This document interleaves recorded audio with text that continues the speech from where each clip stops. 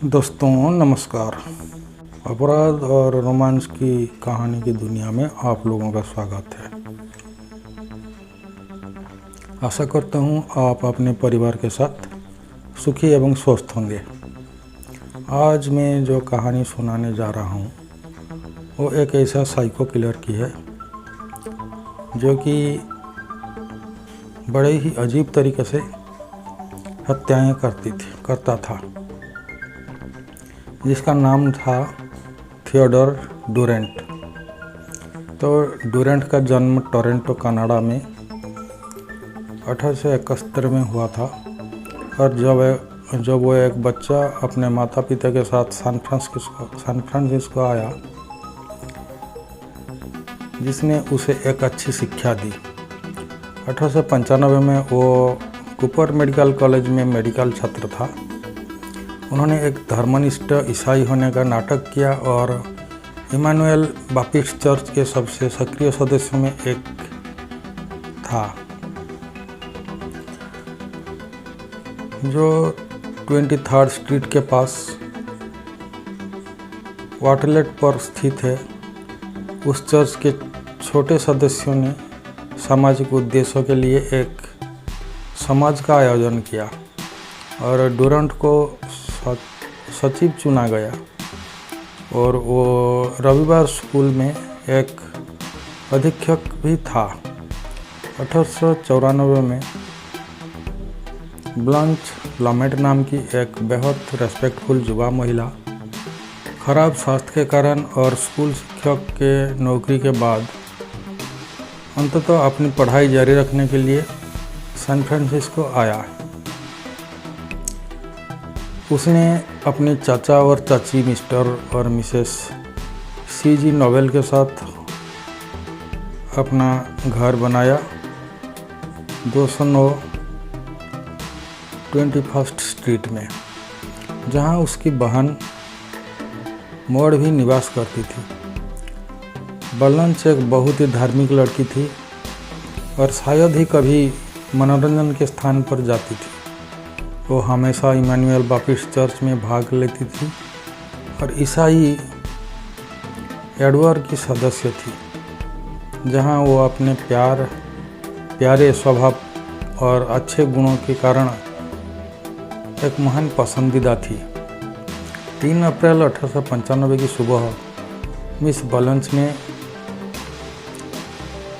लड़का high school में भाग लेने के लिए हमेशा की तरह घर से निकल गई, जिसमें वो उस समय एक कोर्स कर रही थी। स्कूल के रास्ते में वो डुरेंट का साथ थी, जो उसे छोड़ने के बाद कूपर मेडिकल कॉलेज गया था।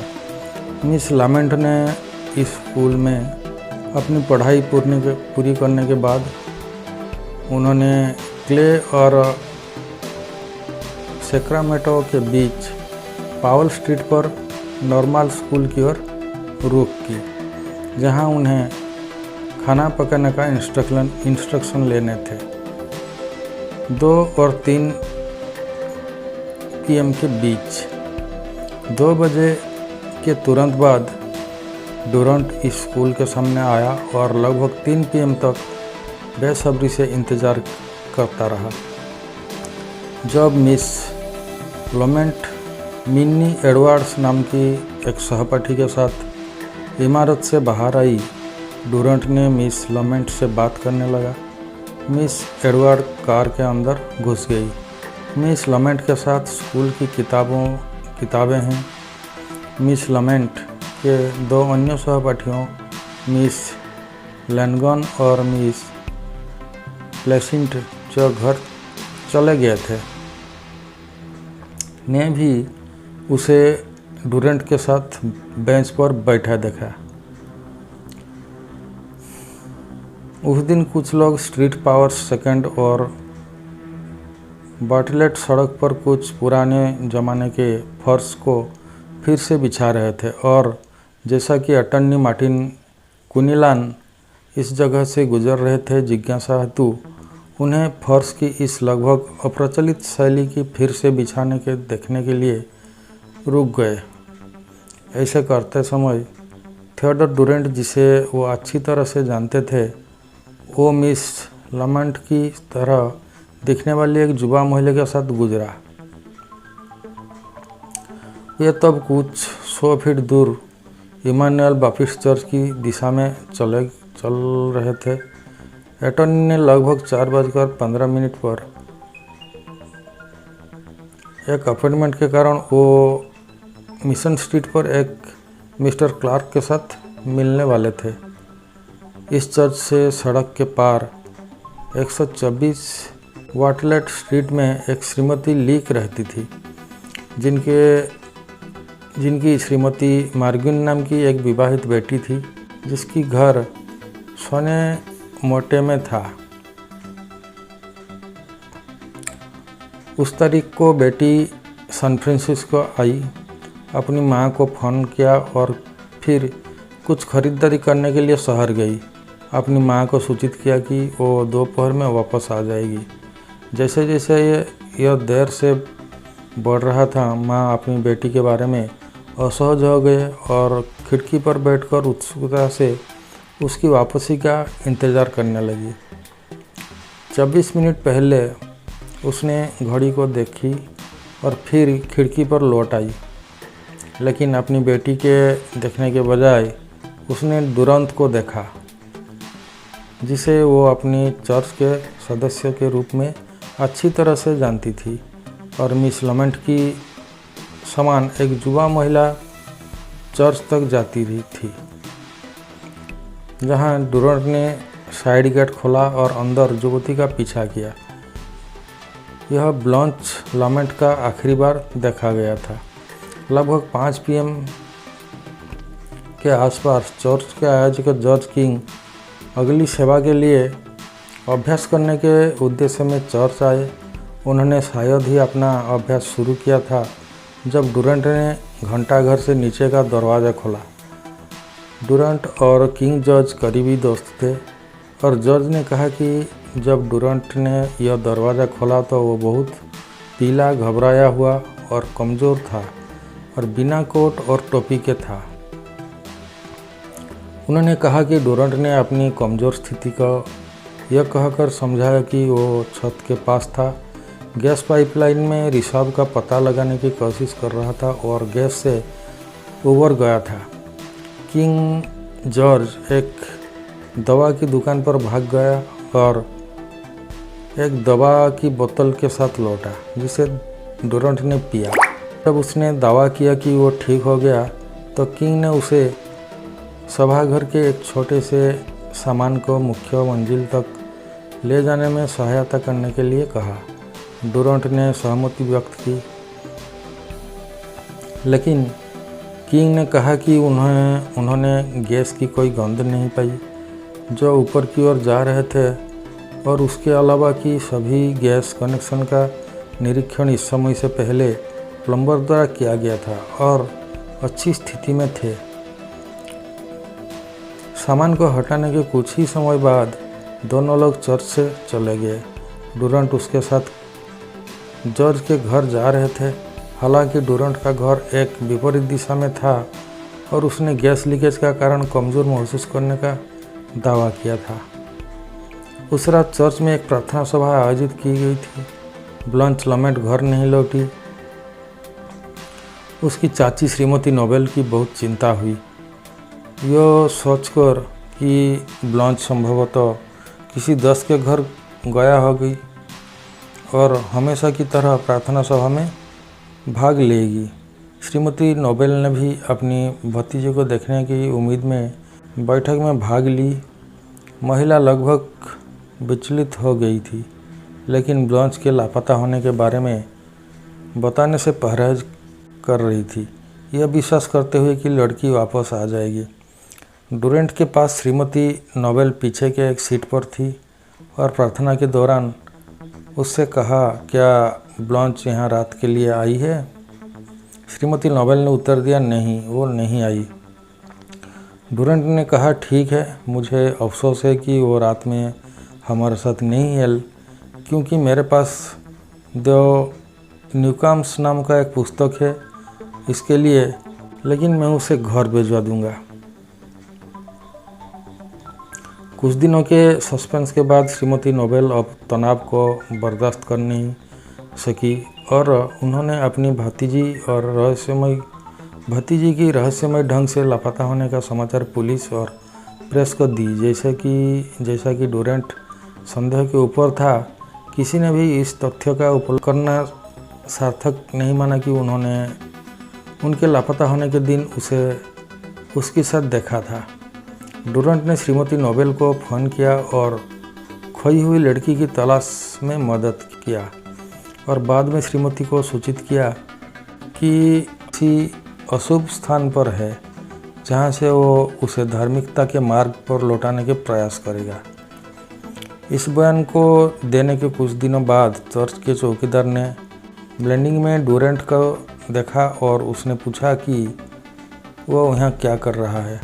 डोरेंट ने जवाब दिया कि वह एक मिशन पर काम कर रहा था जिसे उसने ब्लांच लॉमेंट को ठिकाने के रूप में प्राप्त किया था। मिस लॉमेंट को लापता होने के समय उसके कब्जे में 3 अंगूठियाँ थीं और 3 अप्रैल को पोस्टमैन ने श्रीमती नोबेल को एक पैकेट दिया और इसे खोलने पर ब्लांच लॉमेंट ने जो 3 रिंग पहने थे वो बाहर गिर गए। उसके बाद एडोल्फ, जो सामान की गिरवी रखता था, डोरेंट को इस व्यक्ति के रूप में पहचाना जिसने इनमें से एक अंगूठी बेचने का प्रयास किया था। 4 और 10 अप्रैल के बीच 12 अप्रैल को शाम 7 बजे किसी डॉक्टर की घर में होने वाली प्रार्थना सभा में भी ब्लांच नहीं पहुंची और डोरेंट, जो समाज के सचिव थे, वो शीघ्र पहुंचना चाहिए था, 9:30 तक नहीं पहुंचा।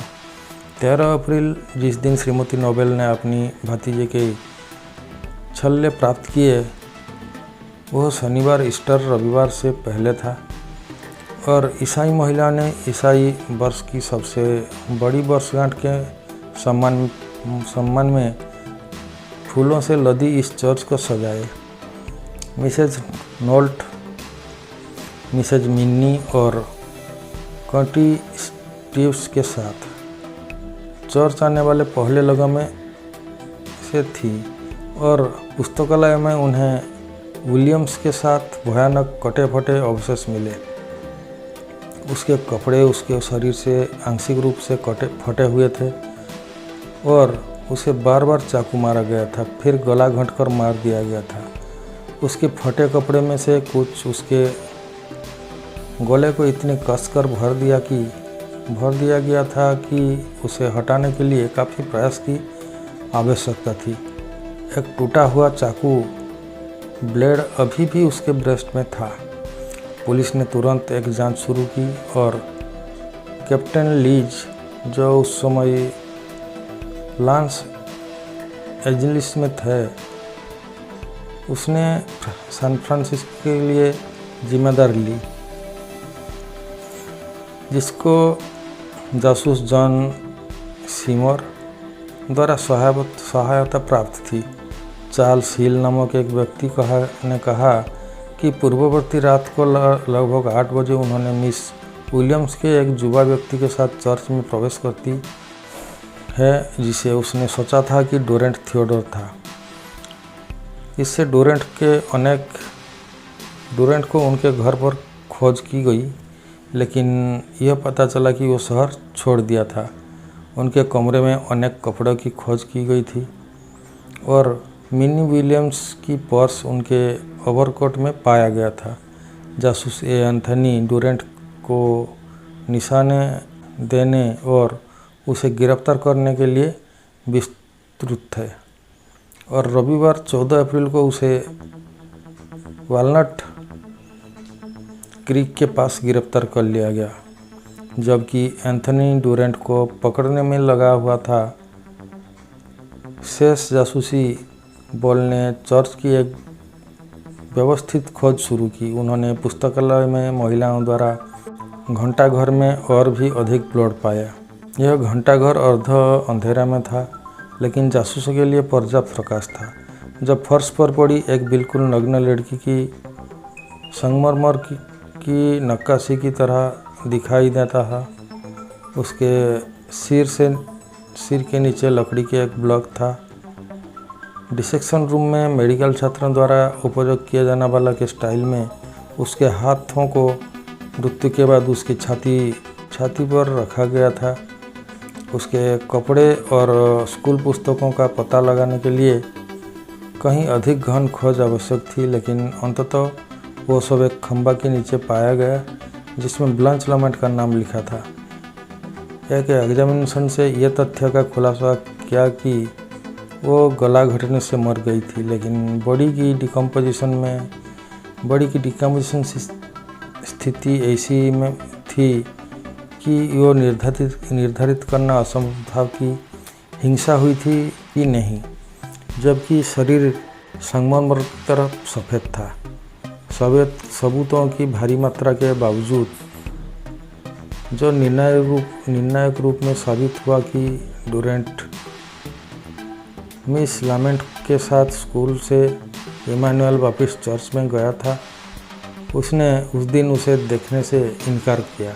कुछ ने डॉक्टर के घर में हुआ आयोजन की रोल कॉल में उनके नाम का जवाब दिया था।